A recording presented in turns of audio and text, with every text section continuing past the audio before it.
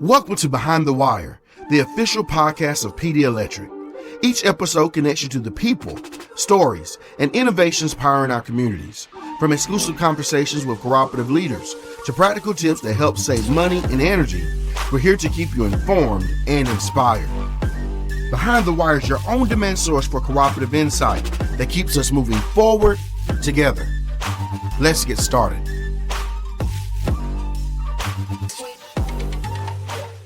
Hey, this is David Spencer, your favorite communication specialist, and you're listening to Behind the Wire, and we are excited today. We have two guests, two of our foremen that are joining us today to talk about all things restoration. And so we have Sandy Baldwin and Chris Parker with us today. How you doing, gentlemen? Doing good. And so before we dive into the questions, is there anything you want to share with our members and just let them know how long you've been with the company and a little bit about what you do? My name is Sandy Baldwin, and I'm a crew foreman, and I've been with PD for 37 years, so got a little time invested. Cool. Chris, how about you? I'm a crew foreman also. I started off as first-class lineman, now I'm crew foreman, been working for PD 34 years. Okay, so we got a lot of experience in the room on today. And what sparked this, we just had that snowstorm, and a lot of questions come up about restoration efforts. And a lot of people know their power go out, but they don't know what goes on behind the scenes and what steps we're taking to get their power restored. So we wanted to talk about that today. And so the first question I want you guys to explore with us is, when you hear a major winter storm is coming, what does preparation look like for you and your crew? Well, first of all, whenever we hear that there's a major storm coming, it's usually several days before it's going to hit. So we're steady getting all the trucks prepared, any kind of material, anything we might need to use during the restoration period. And that even goes to putting the word out so everybody will know that there's possibility of loss of power. And we want everybody to be, even on their side, to be prepared if it does happen, because we're going to be prepared to do the best we can to get it back on as quick as we can. And that even, comes down to our family, having to make sure everything's prepared at home, because we know that we could be gone for a little while. Gotcha. So it seems like it takes a lot of organizing on your part to make sure everything's ready, everything's, because you really don't know, till the storm hits, but you got to be ready for anything. That's right. And so it seems like you guys do a lot of conversation, a lot of communication happens ahead of time. Number two, what are some things members might not realize are happening before the power ever goes out? Before the power ever goes out, our engineering staff is taking care of monitoring the storm, what areas it's going to affect, what areas they project to be hit the hardest. Are we going to have to get extra help in from other co-ops or our contractors? Are we going to be able to access the material? What material we have on hand can carry us for a good bit, but we need to maintain the proper amount of poles. If there's an ice storm, we might have more broke poles, or if it's a thunderstorm, we might have more bad transformers. So we'll try to keep all the material. They'll do a check on all the material, and they'll let us know what we need to do in advance, and then we'll try to go ahead and start. Our trucks stay ready to roll all the time for regular stuff, but on a normal basis, that we have enough material to take care of small thunderstorms and car accidents, vehicle interference, things like that. But during something like right here, we'll have to rely on FEMA and our material suppliers to get extra material for us. Cool, and I love that you mentioned just having other cooperatives on notice, if you will. One of the 7 principles is cooperation among cooperatives, and as we see that communication doesn't just stop with the people in our building. Just so you're talking to other statewide organizations, other co-ops about what's coming in case we need some additional help. So that's good to see and good to know that our cooperative brothers from across the state and across the country really is there to help if that situation deems necessary. The moment the lights go out, when outages start coming in, what happens first? Well, during a major storm, everybody, all hands on deck, so we're all prepared. But the first thing that's going to happen when they start rolling in is we've got a command center, or dispatch, or this dispatch center. Whenever they see outages start coming in, they're going to start dispatching to whatever the areas are starting to get hit the hardest. And then it just goes from the more outages come in, the more help starts going in different directions and starts getting to the areas that are going to be hit the hardest, it looks like. And I love this whole command center idea, because a lot of times when we're in the outage, we're thinking me, my needs are kind of at the front. But this in the command center, they can see the whole system, and they're kind of prioritizing what needs attention first. And so you really get a kind of a bigger picture if you're standing in that room and having somebody kind of, just kind of drive traffic a little bit. That's what it sounds like. So I think that seems to be a helpful process. Number 4, safety. Safety, that's a big thing in the cooperative. Why is safety the first priority during storm restoration? Sometimes even before speed. I know everybody wants their power on quickly, but why are we looking at safety first? The biggest reason we try to look at safety first is at the end of the storm, we want to be able to go home. And we keep that in mind on a day-to-day basis. Everything that we do is safety oriented. Every task has a set of guidelines that we have to go through. Whenever the outages start coming in, who do we need? How much help do we need? Do we need to get traffic flagging in certain situations where power poles will be tore down on the highway? That type of thing. And it may be where we have to shut roads down. Maybe have law enforcement or state help to shut certain areas down. But first and foremost, we want all of our employees to be able to return to their families safe. And I think that's a big deal that I think sometimes people, again, they're looking at my power's out, what my immediate needs are, but sometimes they forget that our linemen are human, have their families and lives too, and so that's a big priority. Even though we want it to get on as fast as possible, but safety is a big deal so these gentlemen can get home. Understanding restoration priorities, members often wonder why some areas are restored before others. How is that decided? Well, when the outages start coming in and this is a major storm, we have to start with substations first. If we've got a substation out, there's no sense in going to put somebody's service up to their house because it ain't going to do good. We start with the substations first, and then 3-phase, single phase, and then service is tore down. And it's got to be in that order because the substations are going to put on more people, 3-phase is going to put on more people. And then as we narrow it down to the single phase and then the single customers themselves, it's hard to leave one person out, but sometimes by just stopping and putting that one on, it's not really going to put them on if we got the 3-phase tore up 10 miles down the road. Oh yeah. So it's got to go in an order, or else it just defeats the purpose. And I've always heard too, let's say you got 1,000 people out, there's something you can do to get 500-600 on first. You're gonna target that first so you can get more members back on, and then start working out from there. So it just makes sense. And I think for our members, sometimes they need to understand, yes, we know you're out, but we're serving the whole membership, the whole number. And so I'm looking at that outage map. I think is a good. Sometimes it's good to do too, so you can see, okay, how many people out, and then you can map it out from there. Okay, they're working on that cluster, and then they'll be in my area soon. The role of a foreman. So you both have said 34 years, and now you guys are leading your own teams. As a foreman, how does your role change during storm restoration?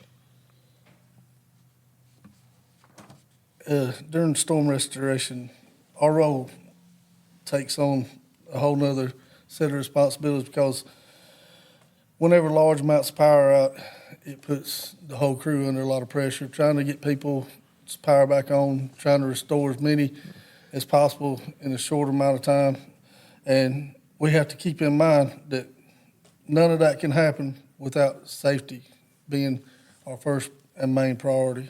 We want to make it safe for our employees, and if we can't make it safe for our employees, we'll back away. Like certain times we've had to kind of back away during thunderstorms or tornadoes because if we get hurt out on the job, that's taking us away from restoring power. So that's another reason that we don't want it. But first and foremost, we don't want anybody to get hurt.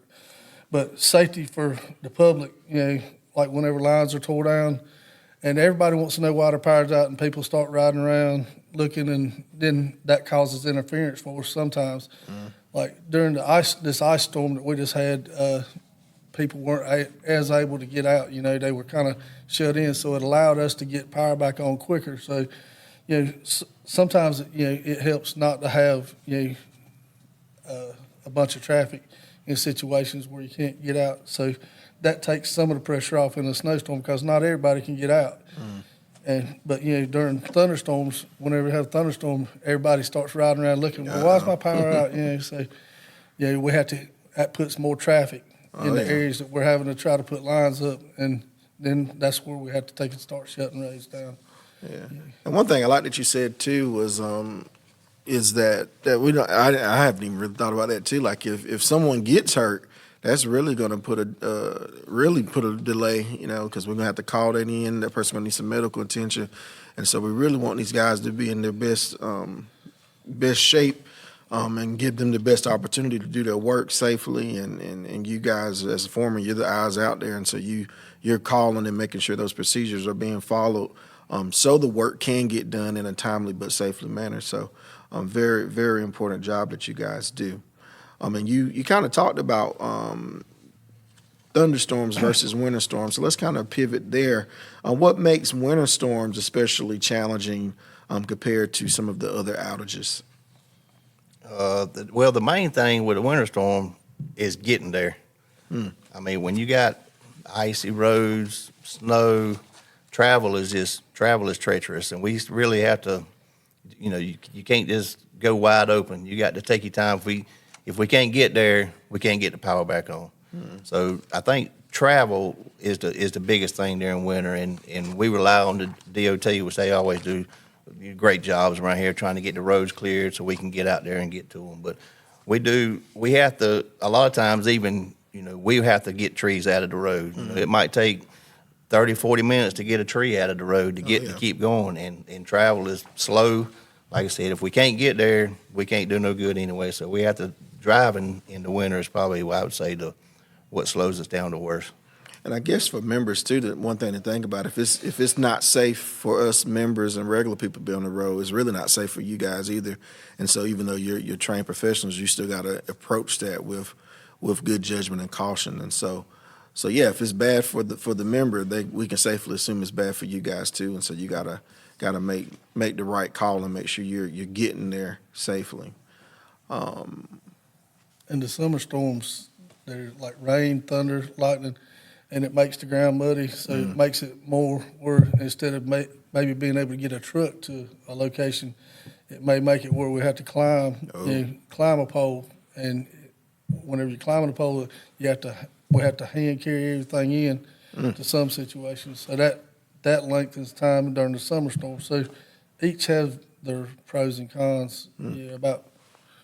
Well, I'm hoping this gives our members a mental picture, because I think some people think, power's out, get there, do the work real quick and fast.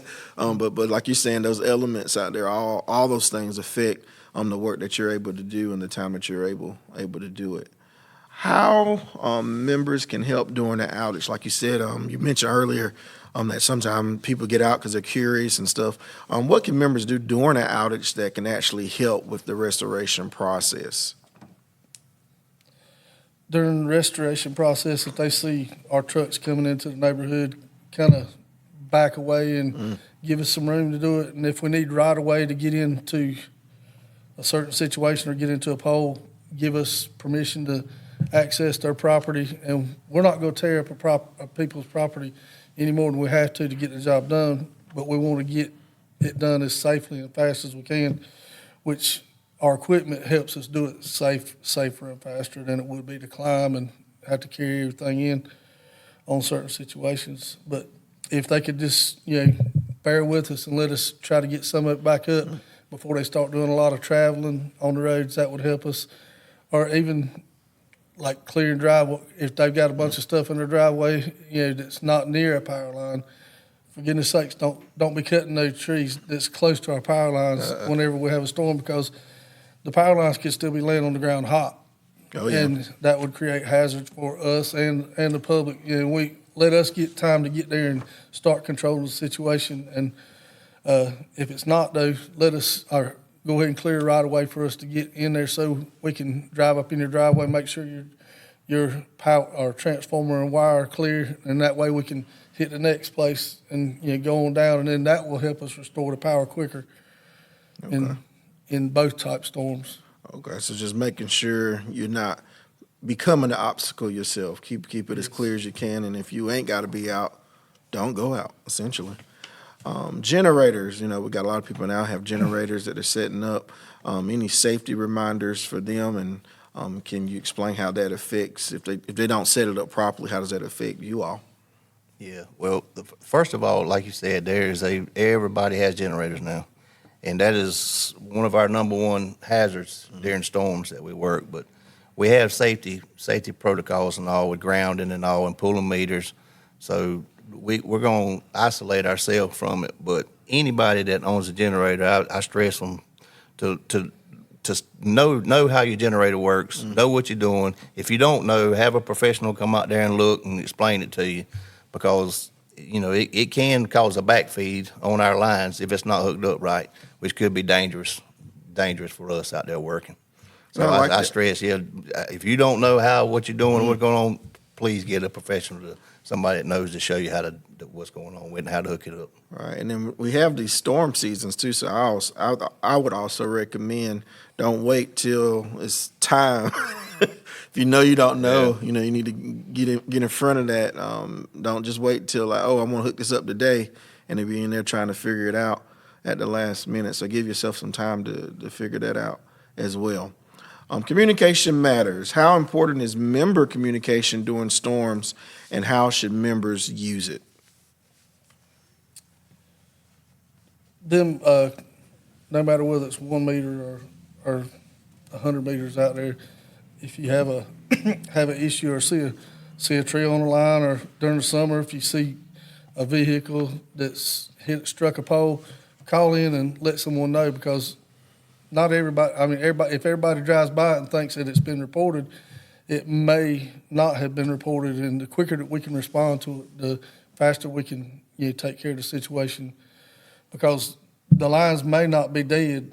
Just because they're laying on the ground doesn't mean that they're dead. They could still be energized and just hanging in harm's way. So if they could let us know of any situations or trees on the line and report it, they may not be talking to an actual person whenever they call in and leave a voicemail, but those calls are promptly answered as quickly as possible, and they put those notes in the system, and then whenever we go to that area, they give us those notes that are on the system, like tree on the line or power line laying down in the road, or if it's a 911 situation, call the police and fire department, and if they can't get through with us, and let them at least shut the area down until we can get there to take care of the problem. And I like that. I think that's a good piece of information. I don't think I realized that either like that. Because, you always want to talk to somebody, and sometimes if it's a big outage, the lines might be tied up, but leaving that voice message and knowing that somebody's going to get those notes in the system, I think it's important for our members. So if you're aware of something, they should definitely call in and let us know, and then we'll at least have that information so you guys aren't going in blind, if you will. There's definitely an emotional side. You both said you've been at it over 30 years. How does it feel to know members are depending on you during extended outages? Well, that's what we do. When you sign up to be a lineman, the object is to keep the power on. It don't matter day, night, how long. They're depending on us to get it back on. So that's a gratifying feeling when it comes back on, and that you've worked hard to get it back on. And when we were talking earlier, about other co-ops helping us, I mean, we're the same way. When we see neighbors in need, other co-ops in need, we're the first ones, call us, pack our bags up, and we're going to help, because putting the power back on, doing all we can to keep it on, daily work to make the system better, that's what we signed up for, and that's what we do. Oh, yeah, we're blessed too. I think I'm on the communication side, and so I watch some of the social media and different communications coming in during those storms, and people generally are very appreciative of the work you guys do. And I think that speaks to the community we're in. They understand the time and effort that it takes to do it.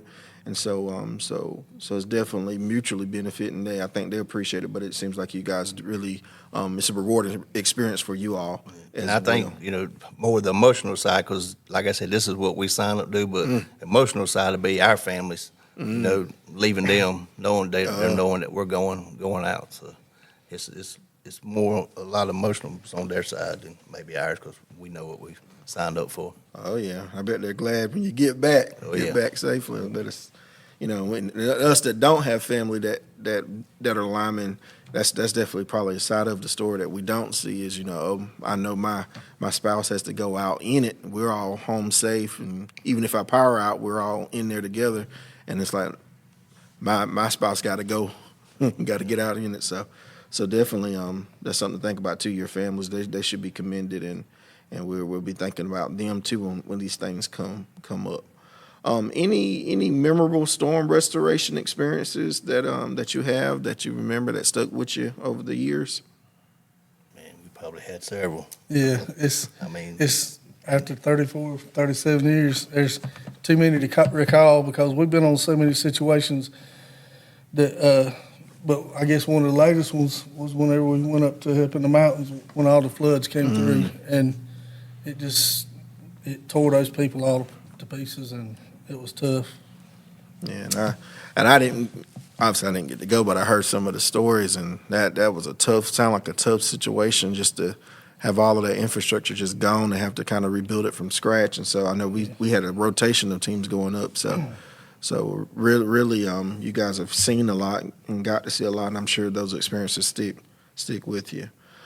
All right, well, we're about to wrap it up. If you could leave the members with one message about storms and power restoration, is there anything you would like to share before we wrap it up? I'd like to thank all the members for letting us serve them for all the years that we have, because the co-op has always been good to me, and I appreciate everything everyone's ever taught me or I've learned about the co-op, and it's carried me, through life, being part of a group of people that really care about what they do. Oh yeah. And the people that care about what we do as a company, and I'd like to thank them for letting us serve them. Yeah, on my side too, I say the same thing, and if you just be patient. If the power goes out, just be patient, because I promise you're not going to find another group of guys that's going to be working harder than we're going to get it back on as quick as we can. Good. Well, I think our members are going to appreciate everything you share with them today, and hopefully, like I said, it gives them a different picture when we're in those situations, and then not only are they thinking about their power out, but they're thinking about just the community as a whole and what's taking place behind the scenes to get the job done.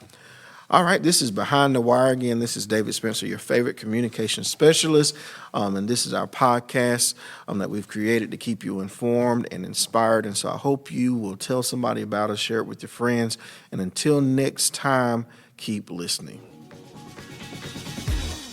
Thanks for joining us Behind the Wire. If you enjoyed today's episode, be sure to follow and share the podcast so others can plug in too. For news, tips, and updates, visit pdemc.com and follow us on social media. Until next time, stay safe, stay connected, and we'll see you behind the wire.